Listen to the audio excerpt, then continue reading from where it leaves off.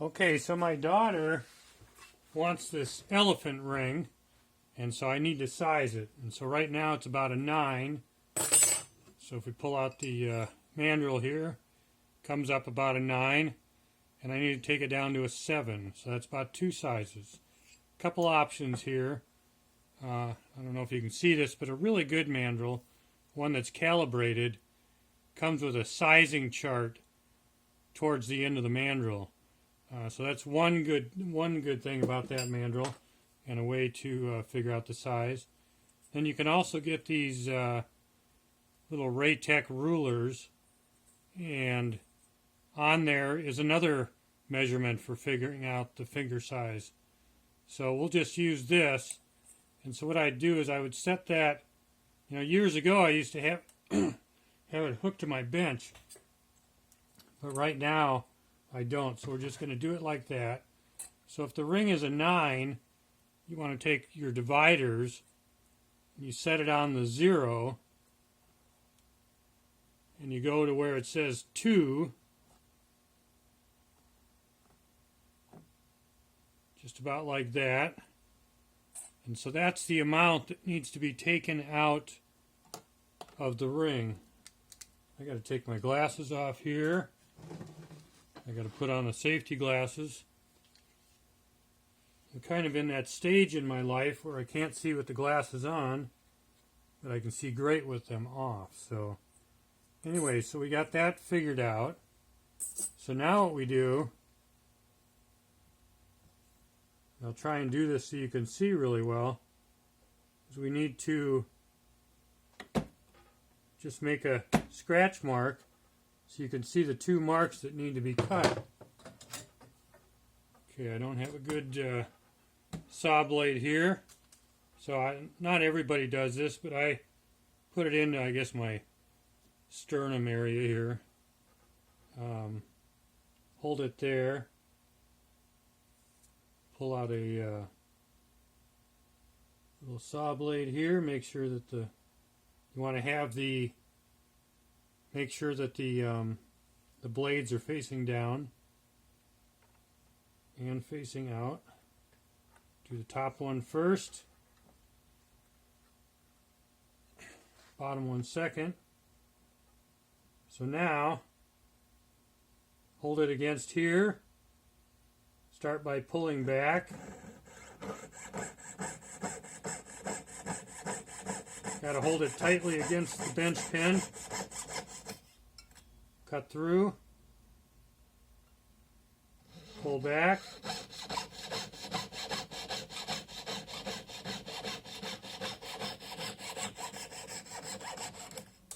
Cut the piece out.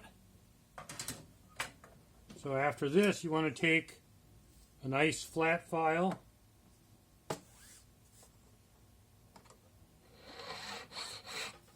Just file that smooth. Jagged edges don't solder well, but a nice straight edge will. So now we have that cut out like that, and so now we have a couple options. We need to bend that together. Might be able to do it with your fingers.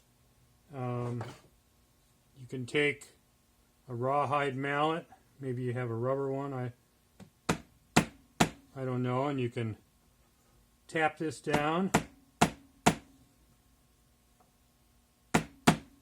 Another option, they make these bow pliers. You can put that on there, squeeze those together. You want to make sure they're lined up this way as well. So now I have a couple options for soldering it. Let's get that a little tighter there.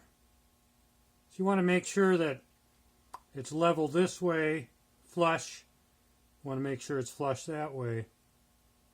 That looks pretty good. Another option would be you have these pliers too, and you could grab it and you could bend it together. Okay, I think we'll do it a little more here. So now, as far as soldering it, or you could actually fuse it, couple different options. You could take a piece of silver that's the same as this, and you could roll it out or hammer it out, and then you could take that piece, you could cut it off, and you could slide it through there, and then using flux, you'd go through and you could actually use this as the solder and actually weld the seam. But what I'll do is I'll do it with solder. And so what I prefer, and it doesn't mean you have to use it, some people use wire. I personally wouldn't use paste solder for this. So I have hard strip solder here. And so what I'm going to do is just cut a little piece. Sometimes I got to clean these off. It doesn't take much, but I'm just going to cut a little piece, put it right onto the end of my finger. And actually that's quite a bit of solder, but I want you to be able to see this better. So I can either open this with my fingers, which they're not strong enough. So I could slide it down the shank a little bit. Excuse me, I could slide the shank down the mandrel a little bit. Maybe a little more. Put that piece of solder in there. Pull that back.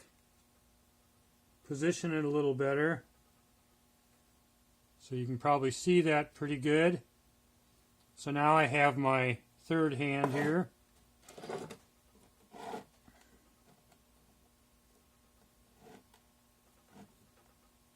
Now ideally, if you have boric acid, and I use methanol, and then you can dip that in there and it creates a kind of a coating. Unfortunately, I have no methanol, so we're going to do it without that step.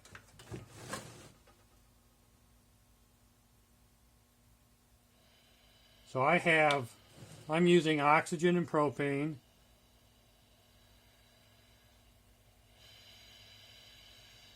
This is a fairly big shank. See if I can get the good flame here. I have the green flux. A lot of people like the white stuff. I prefer the green. You can use either. Okay, so now we got the solder already in there. So we kind of heat both sides.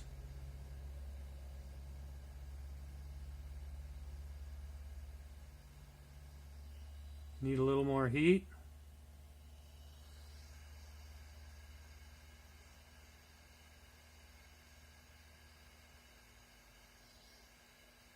You can kind of watch it. It sinks right around that opening there. You want to check your underside, and if the underside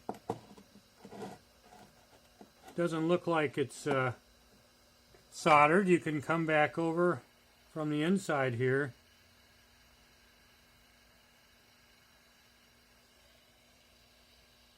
But really, you should be able to do it from just the top. But I just didn't have it quite hot enough. But I got a really good solder there. And so now I would set that down. Since it has no stones in it, I can actually quench it right away. And of course I have nothing sitting here to quench it. And another good way to cool it down would be to find a nice heavy piece of metal, which I don't have one here, but you could set it on there on the metal and then it would draw the heat out quickly. So I'm just going to get up a second and I'm going to quench this.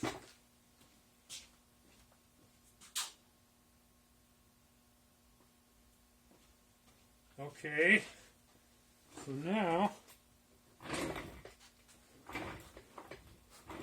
it'd be better to pickle this too to get the hard flux off, but that'll take a little while here. So I'm going to dry it off. So the first thing we want to do is the inside, because we have to check and see if it's the right size. So what I did is I took the Mizzy wheels and I grinded out some grooves in my bench pin. And I'll try and hold this so you can see. I'd set that in there. And of course you want to file away from you, because that's how the file cuts.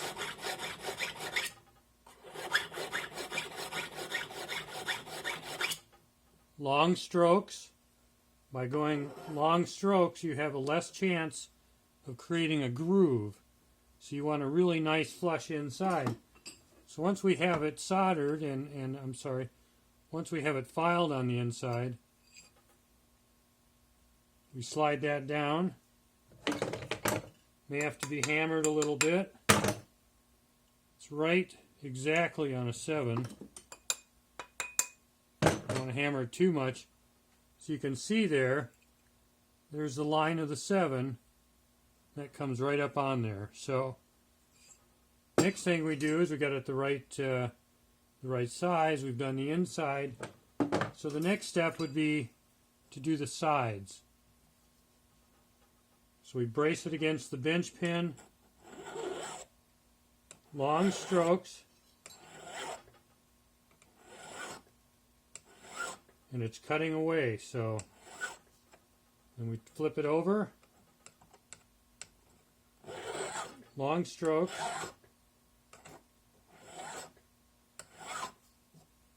And then there you can see there's just a little bit of a edge sticking up on both sides. So again, we take the half round.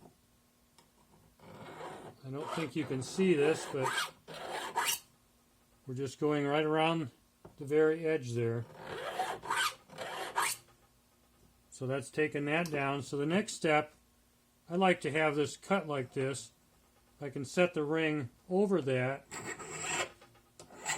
and I can do the back side of the ring.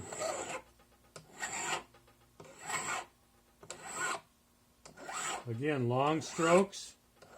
The cut is when you're pushing away. Now this ring, because it's the elephant ring, has kind of a finish on here. And so what I can do with that is I can take something like this knife edge burr here, and I can take, just kind of cut some little lines in there and I can recreate the look of the elephant skin.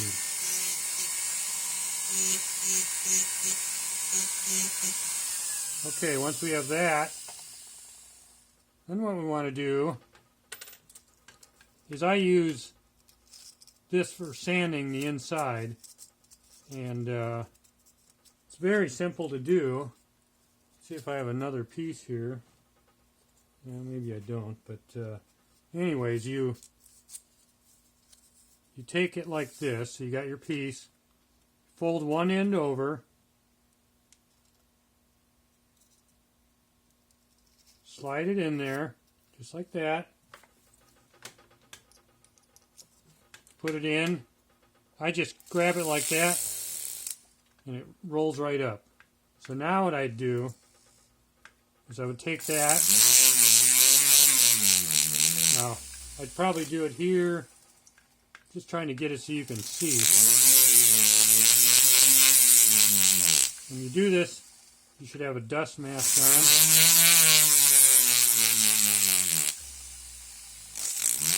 Do it along the edge here, along the edge right there. And then you would have a emery stick. This is a little bit worn, but it used to be 220. Some people like to use a different grit. I prefer 220. So just like the file, you're going to take long strokes and go all the way around, just like that. Why do I do the sides before the top? Because by doing that, now I can see just how even it is all the way around. And so now I would do the top.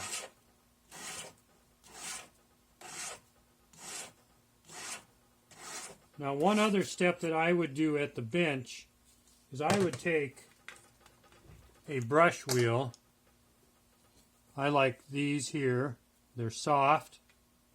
I would put it in there, and then using a Tripoli or a bobbing compound, I would polish the inside like this. And that'd be one step that I don't have to do at the polishing machine. It cuts really well, leaves a nice polished finish, but this ring, the whole ring needs to be finished, but I just wanted to show you the ring sizing, so I guess we'll cut it off at this point, and hopefully you learned something. Thank you.